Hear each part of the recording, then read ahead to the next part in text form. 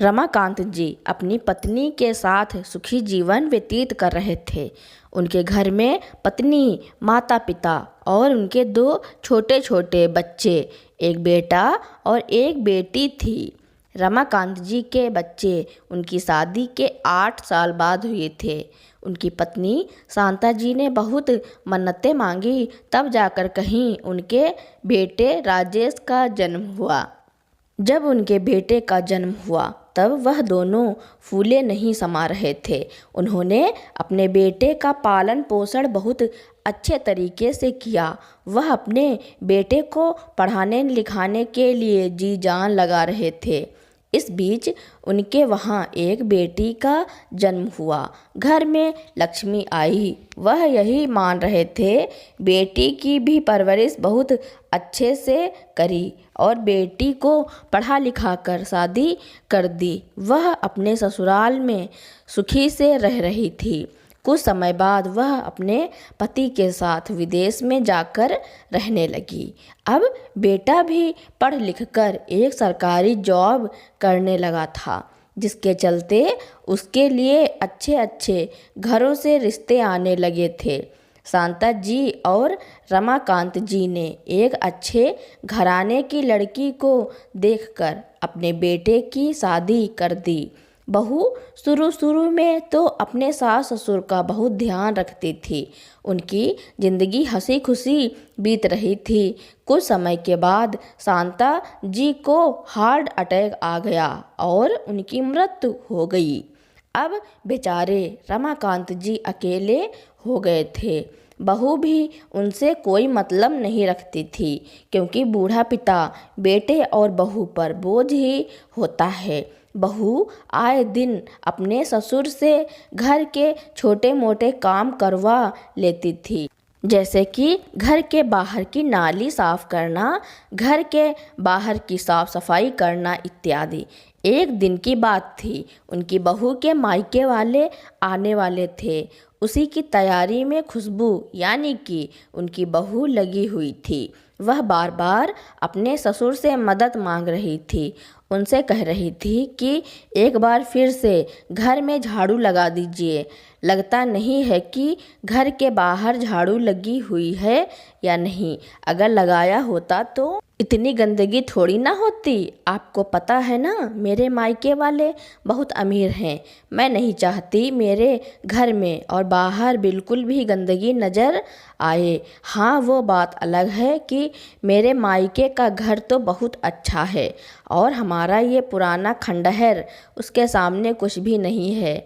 अब अपनी अपनी किस्मत की बात होती है, जो इस घर में आ गई। और मेरे नसीब में घर पुराना और ससुर भी बोझ बन गए हैं, जो सारे घर पर कुंडली मारकर बैठे रहते हैं। ना खुद मरते हैं, ना हमें सुकून से जीने देते हैं। पता नहीं कब तक धरती पर बोझ बनकर रहेंगे। मेरी माँ अपनी कुछ सहेलियों को लेकर आएंगी। मैं नहीं चाहती कि माँ की सहेलियाँ तुम्हें देखें और कहें कैसे गंवार जैसे दिखते हैं। आप उनके सामने बिल्कुल मत आना, इतना तो आप मेरे लिए कर ही सकते हैं। खुशबू अपने बूढ़े ससुर रमाकांत जी से कहती हैं। रमाकांत जी बोले, बहू पहले तुम दूसरे शहर में रहती थी तो क्या अपने आसपास की वृद्ध लोगों के साथ ऐसा ही व्यवहार करती थी, या अपने माता पिता के साथ ऐसी ही बात करती हो? क्योंकि मेरे अलावा तुम हर किसी के साथ अच्छे से बात करती हो, पर मैंने ऐसे क्या किया है जो मुझे तुम हर समय ताने मारती हो और बातें सुनाती हो? तुम्हारी सास क्या गई, तुम लोगों ने तो मेरी इज्जत करना ही छोड़ दिया और मुझे भूखा भी रहना पड़ता है। आखिर मैंने ऐसी कौन सी कमी छोड़ी है? सब कुछ तो तुम लोगों को सौंप दिया, फिर भी तुम लोग मुझसे खुश नहीं रहते। कहते कहते रमाकांत जी की आंखें भर आईं और वो बिलख बिलख कर रोने लगे। खुशबू बोली, अब ये फालतू के मगरमच्छ के आंसू बहाना बंद कीजिए। मुझ पर आपके इन आंसुओं का कोई असर नहीं होता। आप कहते हैं आपने सब कुछ दे दिया। अरे क्यों इस उम्र में झूठ बोलते हैं? मानती हूँ मकान में 20 लाख रुपए लगाए हैं तो वो आपके नाम पर, और 30,000 जो आपका पेंशन मिलता है उसे भी तो आप अपने पास दबा कर रखते हैं। कितनी बार समझाया उस पेंशन को घर खर्च के लिए मेरे हाथ में दे दीजिए, पर नहीं, आपके हाथ से तो एक चमन्नी नहीं निकलती है।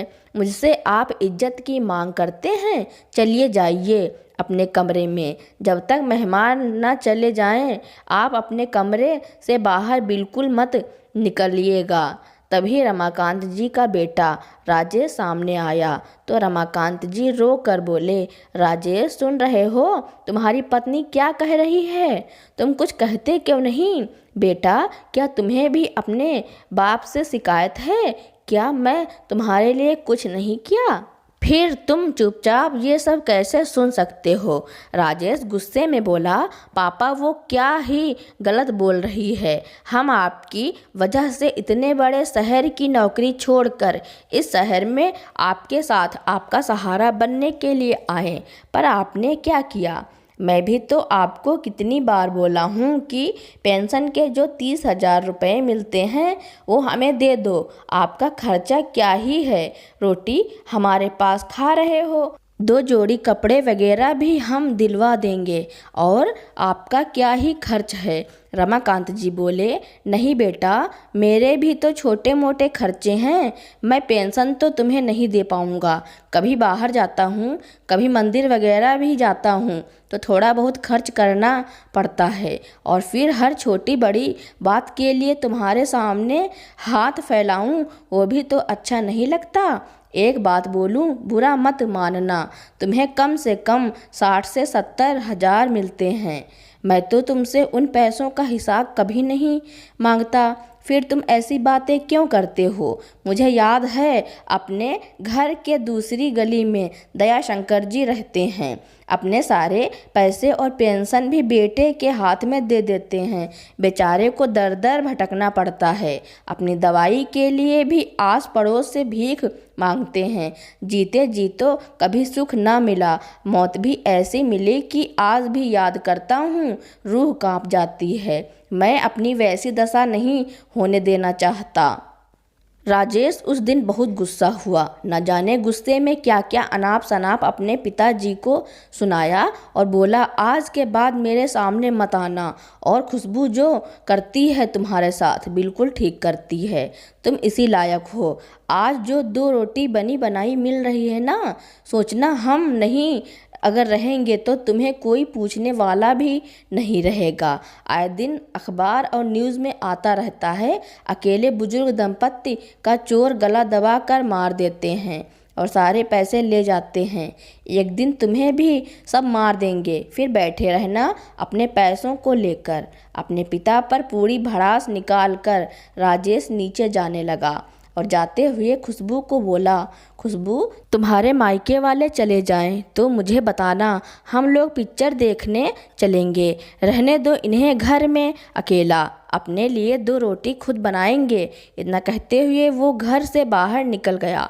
खुशबू मुस्कुराते हुए बोली, सुन लिया ना अपने बेटे की बात? अब अगर गलती से भी मुंह से कुछ निकालेंगे तो सोच लीजिए आपकी क्या दशा होगी। मेरे मायके वाले जब चले जाएंगे तो मैं चाबी गद्दे के नीचे रख दूंगी। नीचे से आकर सारे बर्तन साफ कर दीजिएगा और रसोई भी साफ कर देना, मुझे आकर कुछ करना ना पड़े। अब जाइए नीचे। बेचारे रमाकांत जी आंखों में आंसू लिए नीचे वाले पोर्शन में आकर अपने कमरे में बैठ गए। उनकी पत्नी की मृत्यु को 4 साल बीत गए। बहुत जल्दी वो रमाकांत जी का साथ छोड़कर चली गईं। वह एक गृहिणी थी, किसी चीज़ की उन्हें कमी नहीं होने देती थी। शांता जी ने अपने पति को रिटायरमेंट से पहले ही रिटायरमेंट दिलवा दी थी और उनकी जगह पर अपने बेटे को नौकरी दिलवा दी ताकि उसे दर दर भटकना ना पड़े। आज वही बेटा अपने पिता को देखकर भी अनदेखा कर देता है।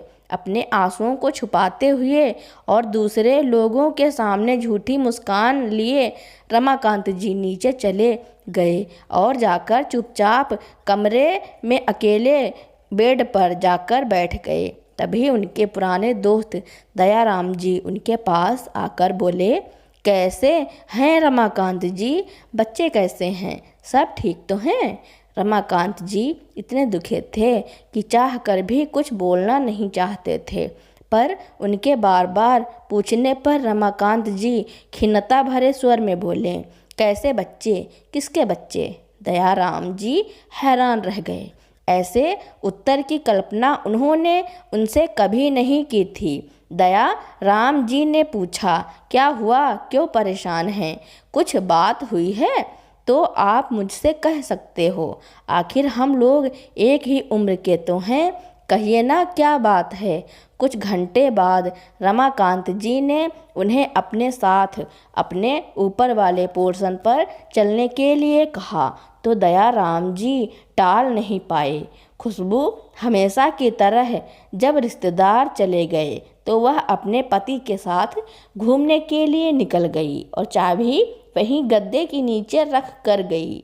दयाराम जी बोले, वैसे आपका घर तो बहुत अच्छा है, क्या बेटे ने बनवाया? रमाकांत जी बोले, अब आपसे क्या ही बताऊं, मेरे रिटायरमेंट से 30-40 लाख मिले थे तो मैंने इस घर में 25 लाख रुपए लगा दिए और बचे हुए पैसे बेटे और बहू को दे दिए ताकि उन्हें ये ना लगे कि उनके पिता ने उन्हें कुछ दिया नहीं। दयाराम जी बोले, आप जैसा ससुर पाकर आपकी बहू तो बहुत खुश होगी और बेटे बहू आपका मान बहुत करते होंगे।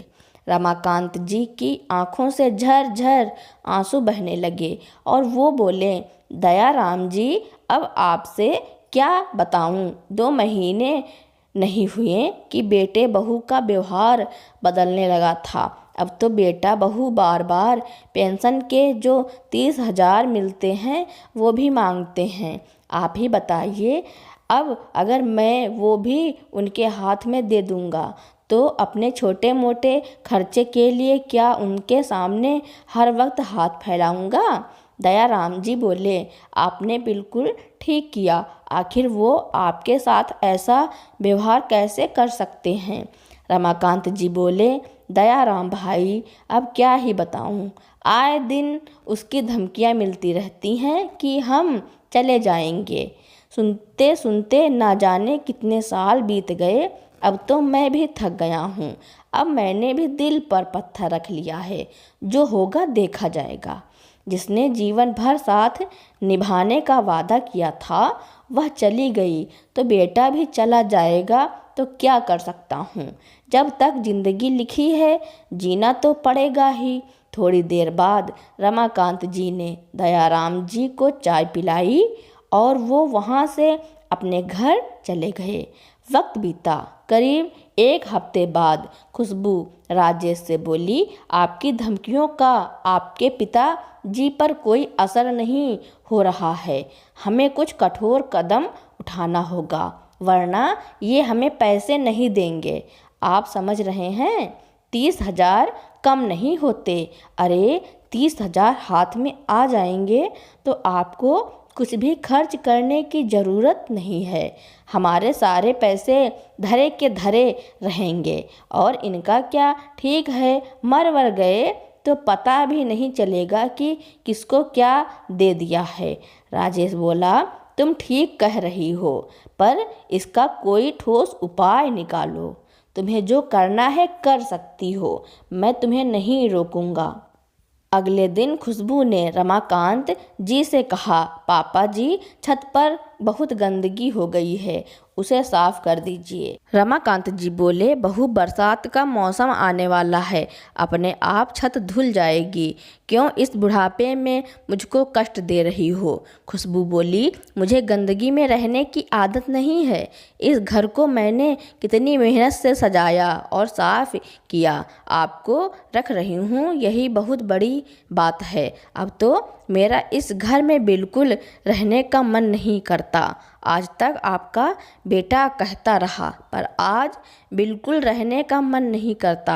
आज तक आपका बेटा कहता रहा, पर आज मैं आपको अच्छी तरह से समझा रही हूँ। ऐसा करते हैं, आप अपना पेंशन का पैसा अपने पास रखिए।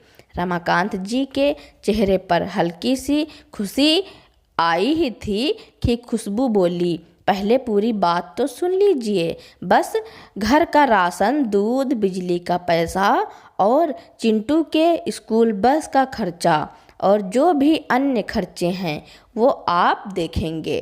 ठीक है, कहिए आपको मंजूर है तो ठीक है, वरना हम अपने रहने का इंतज़ाम कहीं और कर लेते हैं। और याद रखिए, एक बार घर से चली गई तो आप अपने पोते से नहीं मिल पाएंगे। रमाकांत जी बोले, बहू तुमने तो घर का पूरा खर्च गिनवा दिया, फिर मेरे हाथ में क्या ही बचेगा। तुम समझ नहीं रही हो, मैं तुम लोगों से कुछ नहीं मांगता हूँ, बस इसलिए वो पेंशन के पैसे अपने हाथ में रखता हूँ। तुम्हारा पति इतना कमाता है, क्या वो भी तुम्हें कम पड़ते हैं? या फिर ये कहो कि तुम उन पैसों को बचाकर मेरे पैसे खर्च करना चाहती हो, ताकि मैं दर दर की ठोकरें खाऊं और तुम्हारे सामने हाथ फैलाऊं। बहू इतनी निर्दयी भी मत बनो। अरे आज नहीं तो कल तुम भी बूढ़ी हो जाओगी। तुम्हारे साथ अगर कोई ऐसा व्यवहार करेगा तो तुम्हें कैसा लगेगा? इस उम्र में मेरे बेटे और पोते से मुझे अलग मत करो। क्यों एक बूढ़े पिता के दर्द का कारण बनती हो? रमाकांत जी हाथ जोड़कर खुशबू से विनती करने लगे। खुशबू ने उनका हाथ कस कर मरोड़ दिया और बोली, हे भगवान, इस बुढ़े के कान में जूं तक नहीं रेंगता। ठीक है, रहो अपने 30,000 लेकर और मरो इस घर में अकेले। इतना कहकर उसने जोर से रमाकांत जी को धक्का दिया और वो दूर जाकर गिर गए। खुशबू ने राजेश को फ़ोन करके सारी बात बताई। राजेश ने कहा, अपना सामान समेटो, हम कहीं और जाकर रह लेंगे, पर इनके साथ तो अब नहीं रहेंगे। मरेंगे तब भी मैं इन्हें मुखाग्नि देने नहीं आऊँगा। यहाँ रहकर इनको रोटी खिलाता रहूँ और यह हमारी बात नहीं मानेंगे। मरने दो, फिर भूत बनकर घूमते रहेंगे। रमाकांत जी ने अपने मन पर पत्थर रख लिया कि अब जो होगा देखा जाएगा। अगले ही दिन सामान लेकर बेटे बहू किराए के फ्लैट में रहने चले गए। वहाँ 10,000 महीना किराया, बिजली का बिल, पानी का बिल देने लगे और जब सारे खर्चे बढ़ने लगे तब उन्हें आटा दाल का भाव पता चलने लगा। महीना नहीं बीता कि राजेश को अपनी भूल का एहसास हुआ और आकर अपने पिता को कहने लगा, पिताजी, मैं सोच रहा था आप अकेले कैसे रहेंगे और बुढ़ापे में लोगों से गलतियां तो हो ही जाती हैं। मैं नहीं करूँगा तो आपका कौन करने आएगा, इसलिए मैं लौट आया। रमाकांत जी मुस्कुरा कर बोले, बेटा तुम भूल रहे हो, मैं तुम्हारा पिता हूँ। मैं तो तुम्हारे रग रग से वाकिफ़ हूँ। तुम्हें वहाँ 10,000 किराया देना मंजूर है, पर यहाँ अपने पिता को रोटी देना भारी पड़ गया था। मैं आज समझ चुका हूँ कि इस दुनिया में कोई किसी का नहीं है, सब यहाँ स्वार्थी लोग हैं। तुम मेरी चिंता मत करो, मैं अपने लिए कामवाली लगा ही ली है। 8,000 रुपये महीने लेगी, सब काम कर देगी। मैं क्यों किसी की सुनूंगा? तुम अपनी पत्नी और परिवार के साथ खुश रहो, यहाँ आकर रहने की कोई ज़रूरत नहीं है। वैसे भी 2 महीने बाद मेरी बेटी विदेश से आने वाली है। मैं अपना सब कुछ अपनी बेटी के नाम करके उसके साथ विदेश चला जाऊंगा। तुम जैसे स्वार्थी बेटे की मुझे कोई ज़रूरत नहीं है। अभी मेरे आराम करने का समय है, मैं चलता हूँ। इतना कहकर रमाकांत जी ने राजेश और खुशबू के मुंह पर दरवाज़ा बंद कर दिया। देखते ही देखते ये खबर आग की तरह फैल गई। जब दया राम जी के बेटे बहू को पता चली तो आकर उन्हें सुनाने लगी कि सुना पापा जी के दोस्त ने क्या किया है। मैं तो कहती हूँ उनसे दूर ही रहिए, कहीं आपका भी दिमाग खराब ना हो जाए। जब सारी खबर दयाराम जी को मिली तो उन्होंने अपनी बहू से कहा, बहू मुझे लगता है रमाकांत जी ने बिल्कुल ठीक किया। अपने फैसले वो अगर खुद लेने के लायक हैं तो क्यों किसी के सामने हाथ फैलाएंगे। मैं तो कहता हूँ हम सभी वृद्ध लोगों को उनसे सीख लेनी चाहिए, ताकि बेटे बहू अपनी दुनिया में खुश रहें और हम अपनी दुनिया में। कोई किसी पर बोझ नहीं होगा। अरे माँ बाप 4-4, 5-5 बच्चों को संभाल सकते हैं और माँ बाप को संभालने के लिए बच्चों के पैसे कम पड़ जाते हैं। भला ये कोई बात हुई। चलो बहू, मैं रमाकांत जी से मिलकर आता हूँ, और एक बात मेरे पास भी दिमाग है। इतना कहकर वो रमाकांत जी से मिलने चले गए। अब रमाकांत जी खुश रहते हैं। किसी की 4 कड़वी बातें जो उन्हें सुनाई नहीं पड़ती थी। अपने पेंशन के पैसों पर आत्मसम्मान के साथ जीते थे और अपने हम उम्र साथियों के साथ वक्त बिताते थे। कुछ समय बाद उनकी बेटी आती है और उन्हें अपने साथ विदेश लेकर चली जाती है। अब रमाकांत जी अपनी बेटी के साथ विदेश में ही जीवन बिता रहे थे और अपनी सारी ज़मीन और जायदाद अपनी बेटी के नाम कर चुके थे। बेटी के एक बेटा था, वह उसी के साथ खेलते थे। उनका नाती भी अपने स्कूल की सारी दिनचर्या और अपने बारे में अपने नाना जी से बातें किया करता था। अब रमाकांत जी को कोई गम नहीं था और बेटे बहू भारत में ही रह रहे थे। कुछ साल बाद रमाकांत जी बुढ़ापे की वजह से भगवान को प्यारे हो गए और उनका अंतिम संस्कार उनके नाती ने किया। जब रमाकांत जी के बेटे और बहू अपने पिता के अंतिम संस्कार में शामिल होने के लिए पहुँचे, तब तक अंतिम संस्कार हो चुका था। अब बेटे और बहू अपना समूह लेकर विदेश से भारत चले आए। समय दर समय बीतता गया। अब राजेश और खुशबू का बेटा भी बड़ा हो चुका था, शादी लायक हो चुका था। उन्होंने भी अपने बेटे की शादी बहुत धूमधाम से की। कुछ समय तक तो सब अच्छे से चल रहा था, लेकिन धीरे धीरे बहू का रवैया खुशबू और राजेश की तरफ बदलता जा रहा था। राजेश की बहू भी उन लोगों के साथ वैसा ही बर्ताव करती थी जैसा खुशबू अपने सास ससुर के साथ किया करती थी। इसलिए कहा जाता है कि जो जैसा कर्म करता है उसे आगे वैसा ही भुगतना पड़ता है। तो दोस्तों, राजेश का बेटा जिस प्रकार राजेश अपने माँ बाप के साथ ना देकर अपनी पत्नी का साथ देता था, उसी प्रकार राजेश का बेटा भी अपने माँ बाप का साथ ना देकर अपनी पत्नी का साथ देता था। अब राजेश और खुशबू को रह रहकर अपने माँ और बाप की याद आ रही थी कि उन्होंने अपने माता और पिता के साथ भी ऐसा ही बर्ताव किया था। अब उन्हें पछतावा हो रहा था, लेकिन अब पछताए होत क्या जब चिड़िया चुग गई खेत। तो दोस्तों, इस कहानी के बारे में आपका क्या कहना है और यह कहानी आपको कैसी लगी, कमेंट में ज़रूर लिखना। मेरी कहानी सुनने के लिए आपका बहुत बहुत धन्यवाद। अगर आपको मेरी कहानी अच्छी लगी हो या फिर आप मेरे चैनल पर नए हो तो मेरे चैनल को लाइक, कमेंट, शेयर, सब्सक्राइब एवं बेल आइकन का बटन दबाना ना भूलें, ताकि मेरी नई नई कहानियाँ आप तक पहले ही पहुँचती रहें।